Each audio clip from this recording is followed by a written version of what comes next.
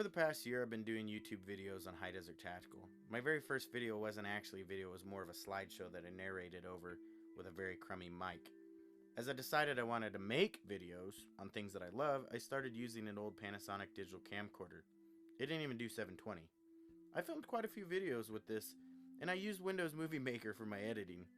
Over a short time, you could really figure this out by now. My skills were surpassing my equipment and software capabilities. So I was given a Samsung all-weather flip-style camera. It was great. I had 1080 HD and a rugged camera, and I thought I had it made, but I was wrong.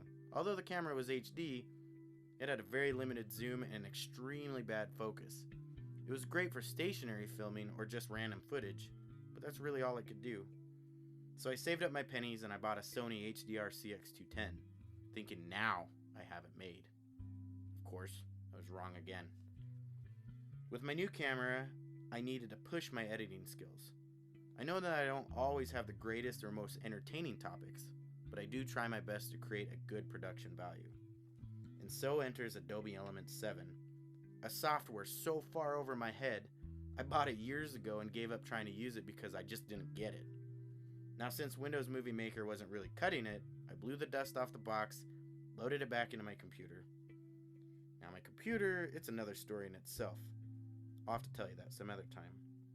But with the help of many YouTube tutorials and hours of trial and error and lots of error, I was just starting to get the hang of Adobe Elements 7.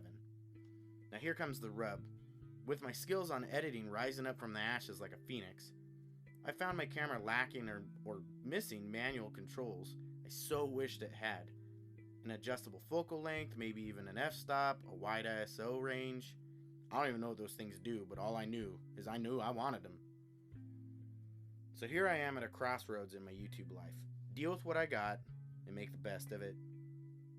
A great and honorable idea, nothing to be ashamed of.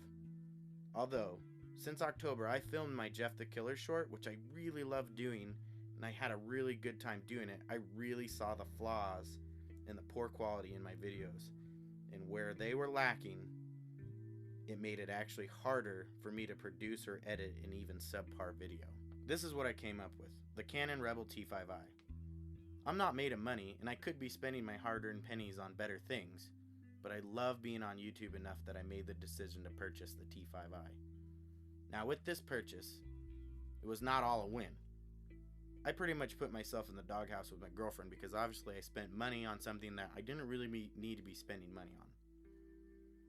It's not the fanciest camera, but not one to be underestimated at all.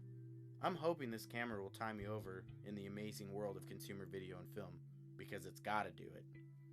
So now that you know my YouTube story, all I have to do is figure this thing out.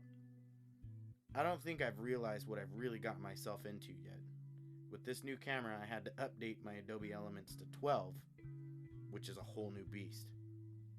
I'm very excited, and I hope the results of my investment will match the expectations I have in my mind.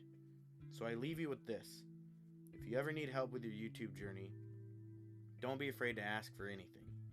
I'm not a pro in any way, but I do love making videos and sharing them with you guys. And if I can help someone else with their passion of film and creativity, I will help in any way. So maybe in one of my next videos, you will see a change and hopefully an improvement. Until then, take care and be safe.